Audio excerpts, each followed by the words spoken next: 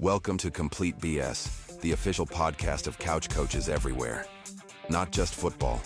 It's every sport that ruins your parlay, wrecks your fantasy week, and still brings you back for more. Buzzer beaters, blown leads, and brackets and flames. Yeah, we're all over it. Unfiltered takes, armchair analysis, and enough bold opinions to fill a playbook.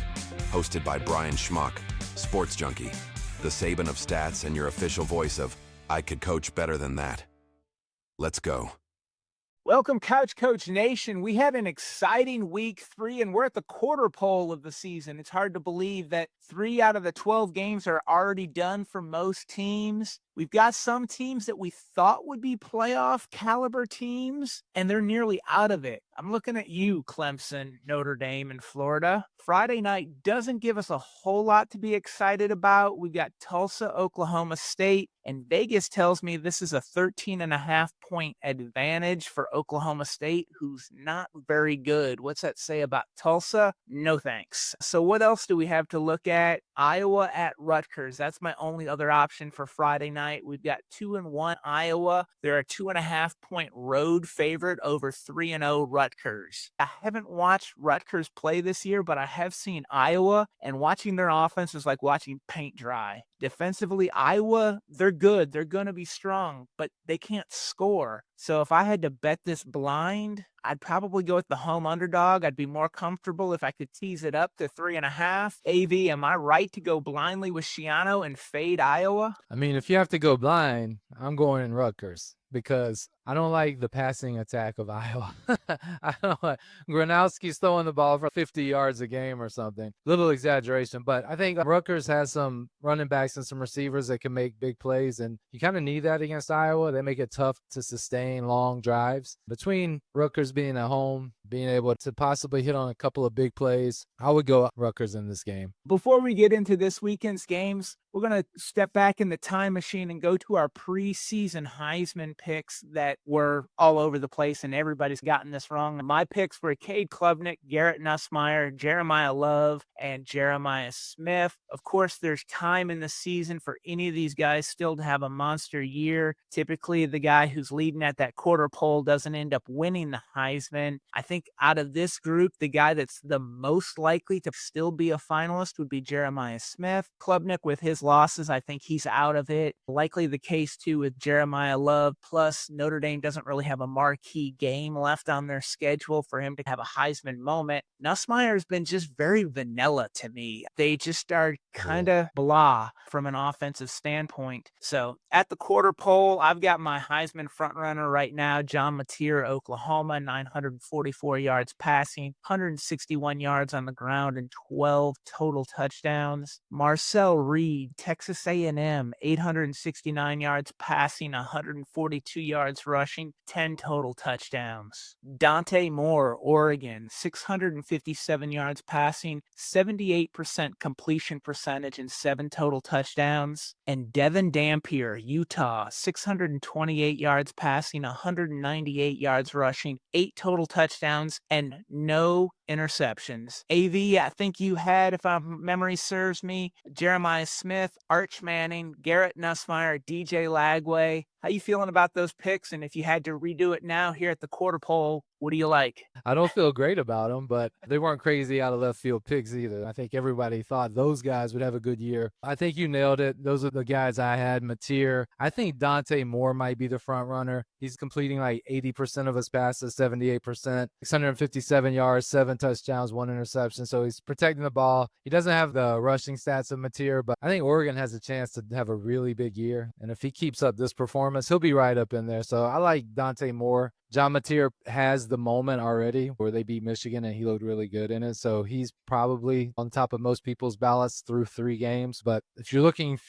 towards the future, I'd say Dante Moore. I wouldn't throw away Jeremiah Smith yet. I know he had a stinker against Texas, but the last 2 games, he had 5 catches, 119 yards, 9 catches, 153 yards, and 3 touchdowns. If he does that the rest of the year, he'll be back in the top. So I wouldn't quite yet throw away Jeremiah Smith, even though after game 1, it seemed like that was the case. case. I will get rid of Delagway and Lenora Sellers. Those guys are out. Cape Klubnik, they're out. Absolutely. And I totally agree. Smith is the guy that can get back into it. There's some other guys out there that are putting up huge numbers. It's going to depend on what their teams do. I look at USC quarterback Jaden Maivia and Texas Tech quarterback Baron Morton. If their teams are in the playoff hunt right now, both teams are 3-0. They got a lot of football to be played, but they're slinging the ball all over the field. They're putting up huge numbers already, both of them over 1,000 yards passing. They're well on their way for 4,000 plus yards passing. If they do that and they're on 10-win teams in the playoffs, I think you could see both of those guys potentially get into the conversation. Yeah, there's no question.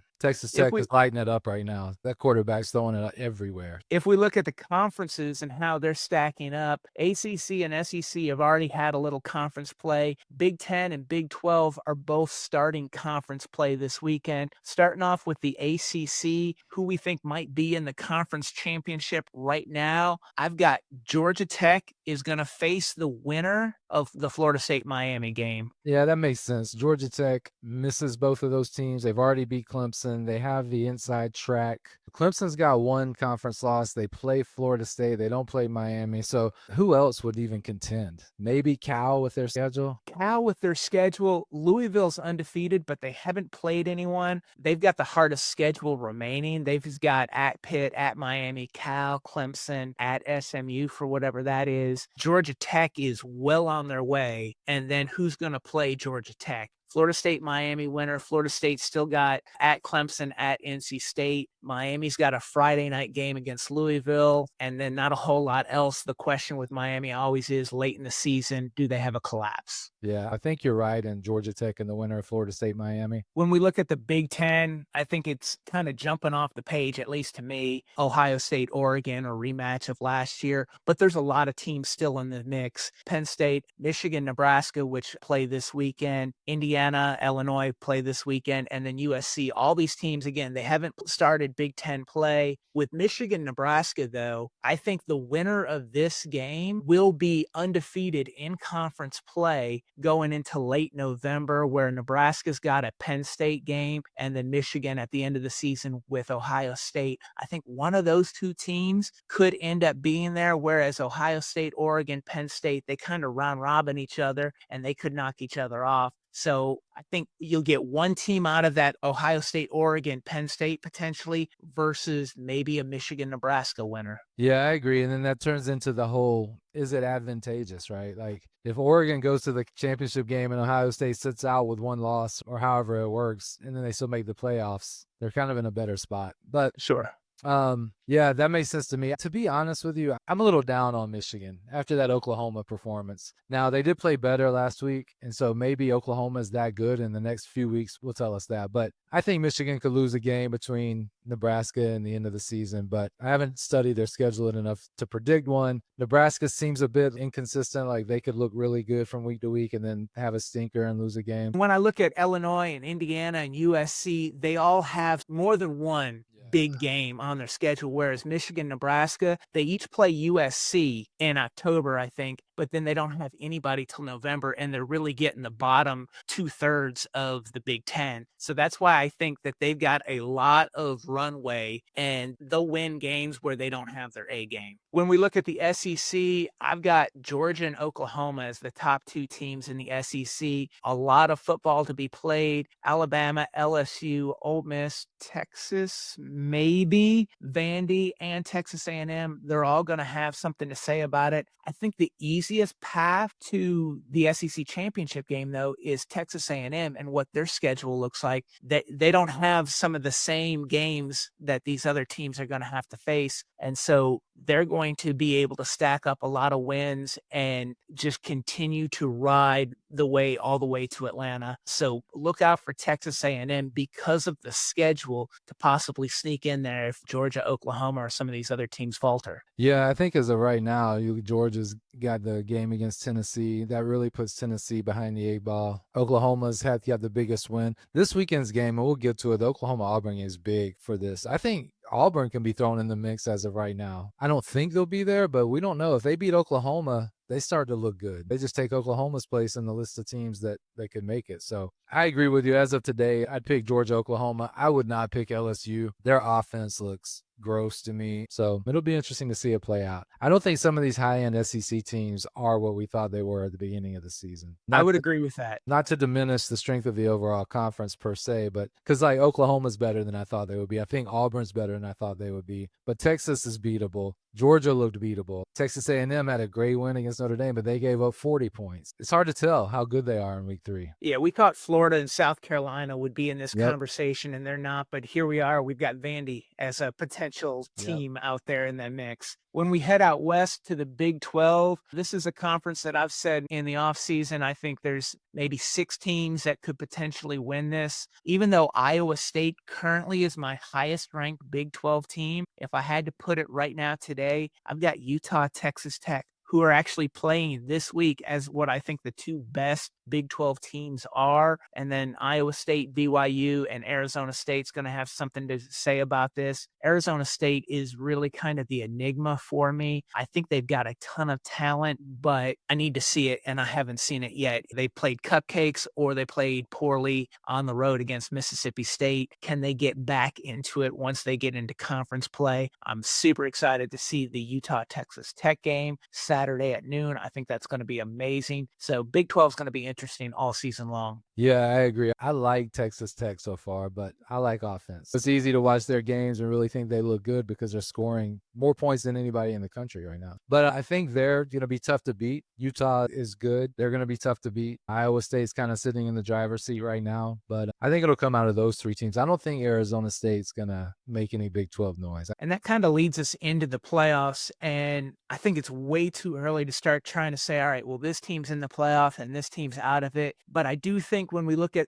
who the group of 5 representative is going to be, for me, it's coming out of the American, and it's one of 4 teams: Tulane, USF, Memphis, or Navy. 2 of those 4 teams are going to be playing in the American Conference Championship game. Are you with me on the American being the group of 5 representative? I think they have more chances than any other group of 5, so probably. But I will say there is a team in UNLV that's currently undefeated, and we all know what Dan Mullen can do. So I think they could go undefeated throughout the season. Now, are there big enough wins on there to pass up a USF who's beat 2 ranked teams, or a Navy, who's going to have some good wins, or whoever? Boise State, they could come back. Yeah, if they go the rest, even though they lost to USF, if USF has a couple of losses, they could sneak in. So I don't necessarily think it has to come from the American, but there's more chances from that conference. So probably, right? If those 4 teams go 2-2 against each other and knock each other out, and everybody's got losses, which then knocks them down in the polls, and UNLV just keeps riding along and keeps winning, perhaps UNLV could sneak in there. More than likely, I think it's the American, and it's one of those 4 teams that we'll see. I think the Big 12 only gets 1 team in. Agreed. Right now, if I had to guess, the ACC gets 2, and so that's 4 spots gone, leaving 8 left. And conventional wisdom maybe says it goes 4-4 with the SEC and the Big 10. I think the way you possibly get a 5th team in, if you're the SEC, is if the ACC only gets 1 team, and that opens up a 9th spot, and then it goes 5-4. I don't know that it's going to go 5-3. I still think the committee really wants to go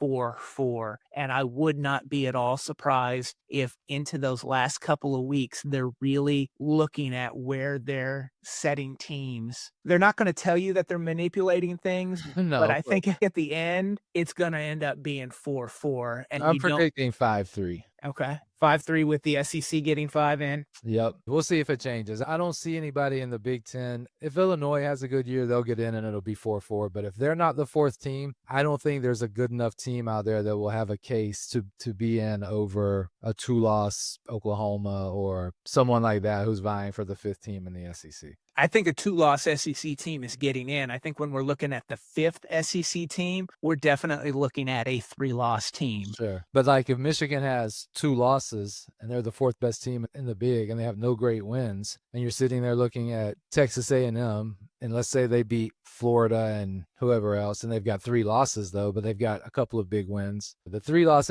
SEC team with a couple of big wins will get in over the fourth big team who might have less losses but no big wins. And that's why we love college football, because right now we're just throwing everything against the wall and seeing what's going to stick. But let's go ahead and jump into what I'm really excited about. Noon on Saturday, Texas Tech at Utah. Both teams have played cream puffs so far. This is their first true test in what's going to be a wild Big 12 season. Tech's Baron Morton's been solid so far against mostly air, 70% completion, 923 yards, 11 touchdowns to 1 pick. They've got a solid ground game with 3 guys that are chipping in, even though they like to pass so much. Defensively, they're going to need to set the edge with David Bailey, and they need to put pressure on the Utah quarterback. That Utah quarterback is Devin Dampier that I talked about earlier. He's one of the most fun and electric players in all of college football.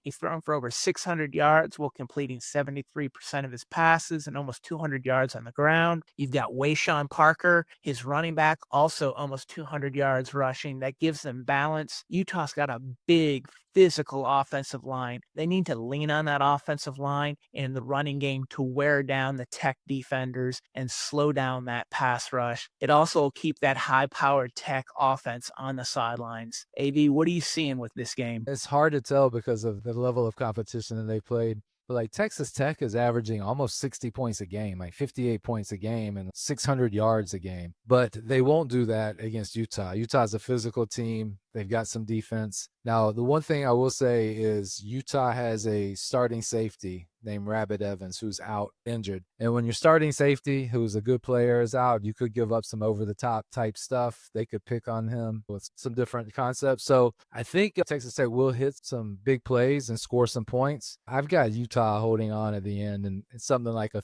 30-28, 30-27 type game where they score close to 60 points. So we don't talk about what our scores or who our predictions are going to be ahead of time. I think this game's all about making defensive adjustments because there's going to be a lot of offense. The ball's going to be moving a lot between the 20s, and which defense makes those adjustments or the defense that can force a turnover is going to decide this game. To me, it sounds like a perfect Kyle Whittingham coached team that's going to come out on top. Utah's a 3.5-point favorite at home. I think the hook is too much. I like Utah 31-28. You had mentioned 30-28, so we're right there in alignment on that. Auburn, Oklahoma at 3:30 on ABC. Both teams enter 3-0. Auburn's best wins versus Baylor. Michigan's got an 11-point win over a ranked Michigan team. Auburn's quarterback, Jackson Arnold, he's familiar playing at Oklahoma. He transferred from Oklahoma. Auburn's relied heavily on the run this year, averaging 242 yards rushing per game, whereas Oklahoma,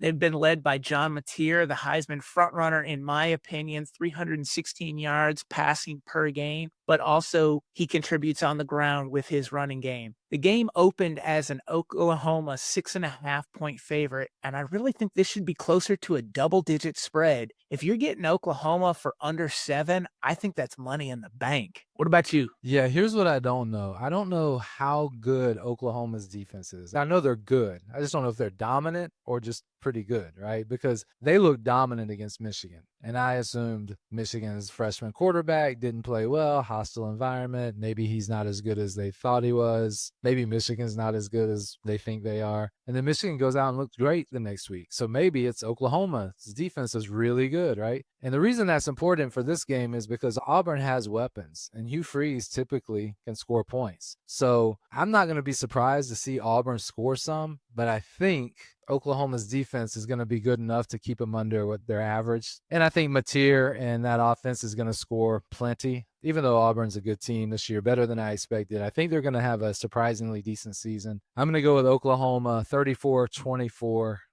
10-point win at home, maybe kick a field goal late to ice it. I think it'll be a fairly enjoyable, kind of tight game through the first half and maybe halfway through the third quarter. Oklahoma takes control, pulls away and wins by 10 late. So I really like the plan Oklahoma had for Michigan, and I see them doing a lot of the same with Auburn. They got a lot of pressure on Bryce Underwood, and they were able to slow him down and get him rattled. Now, freshman quarterback versus Jackson Arnold, who's played a lot of ball. I get that. They gave up one long run to Michigan's Justice Haynes, but otherwise they bottled him up. They've got the blueprint to do it again with the same type of weapons that Michigan had. I've got Oklahoma. I thought it should be a double-digit spread, 31-20. 11-point win for Oklahoma at home. Illinois at Indiana, 7:30 at night on NBC, the big game in the Big Ten. Indiana made the playoffs last year, and I've said all preseason that Illinois is this year's Indiana with playoff aspirations. This is the first time that these two teams have played each other when they've both been ranked since 1950. Indiana's been running the ball well this year with 3 backs all over 200 yards, but they've got one guy who's out for the season. The other 2 guys going to have to carry the load. The quarterbacks in this game are like mirrors of each other. Illinois' Luke Altmaier has thrown for 1 more yard than Indiana's Fernando Mendoza. Mendoza's got 1 more touchdown. They're both yet to throw an interception. They're both completing around 72% of their passes. Very similar in the production that they've had so far. One of the best matchups of the day is going to be Indiana's corner D'Angelo Pons versus Illinois' wide receiver Hank Beatty. Pons is one of the top quarterbacks in the country and a likely first-round NFL draft choice. Beatty's got 19 receptions for 289 yards through 3 games. AV, what do you like? This is a tough one for me. I've become a bit of an Indiana fan. I guess more of a Kurt Signetti fan. Like, when you watch Indiana play, it's generally exciting. They have a fun style of offense. Mendoza is, I think, a really good fit for them this year. Mendoza has thrown for 708 yards and 9 touchdowns this year, and all 9 touchdowns have come in the last 2 games. Now, they played nobody, but that offense is feeling it. They've rushed for 300 yards a game, again, against nobody. Indiana at home, I'm a Signetti fan. The rushing game's going. I like the quarterback fit there with Mendoza. I'm going to pick Indiana to win. We'll call it 34-27. All right. Well, I cannot believe Indiana's a 5.5-point favorite. This is almost like a pick 'em, I think. And to see that 5.5-point line shocked me. Illinois is averaging 45 yards a game on offense while only giving up 7.3 points a game on defense. I think the Illinois defense is the difference in this game. Gabe Akis getting pressure on Mendoza. I like the Illinois defense more so than Indiana's. Both teams are going to score. I also had 34-27, but Illinois winning this game. The flip-flop. I got you. Well, what do you got in the book club? Let's make some money. Yeah, let's make some money. That would be nice. All right, so I got 3 this week. I'm going to go Texas Tech, Utah over 58.5. I said Rabbit Evans is out. I think Texas Tech hits some big plays, some quick scoring. I think Utah scores plenty. I think they run the ball and score. 58.5, that means roughly 30 points per team. I think one team's going to score high enough in the 30s that the other team that comes in the 20s, it'll be fine. I'm going to go over 58.5 for Utah, Texas Tech. Plenty of offense there. I'm going to take Oklahoma -7 against Auburn. We just went over that, but I think Oklahoma's defense is really good. Their offense has looked great. Auburn is a surprisingly good team to me, but they're on the road against a chainsaw right now. I think they just run into a team that's performing a little better right now, and they take one on the chin and lose by 10. And then I'm going to go the under for Maryland and Wisconsin. Maryland has a freshman quarterback starting. Wisconsin likes to pound the ball a little bit. I think it's just going to be a slow, kind of cloggy game, and I don't trust Maryland's passing attack to hit any big plays with the new quarterback. So I'm going to take the under 44.5, Maryland, Wisconsin. I think those are all 3 solid plays. I really like the Texas Tech Utah over. It's something that I looked at also in trying to figure out my picks for my bonus pick. But ultimately, I decided to give everybody a late night opportunity to get some money in case you're down on Saturday, 11 p.m. Eastern kick. And that's important because Michigan State is going east to west to play Southern Cal in Los Angeles. I know they're young college kids, but body clock and time, it does matter. They're going to be playing at 11 o'clock at night. This game's not going to be over till 2 a.m. for the East Coast Michigan State players. USC opened a 17.5-point favorite. It's now at 18.5. USC is going to score a lot of points. I don't see Michigan State holding them under 40 points. So I do some quick math on that. They get 40. That means I can still give up 21 points and get a cover. Michigan State's 0-3 against the spread so far. Whether they score 21 or not, I know USC is going over 40. Bonus pick, USC to cover 18.5. A late night snack. I like it. Absolutely. Well, next Friday, we'll be back. We've got former Penn State All-American and Miami Dolphin great O.J. McDuffie. We're going to be talking Oregon, Penn State. We've got some huge games next weekend. You can follow Complete BS Pod on X or Instagram, and make sure you like, share, and subscribe wherever you get your podcasts. Thanks for listening to Complete BS. Be sure to subscribe, share, and follow us online. And tell us what you think of this episode. Use hashtag CouchCoachNation, and let's keep the conversation going.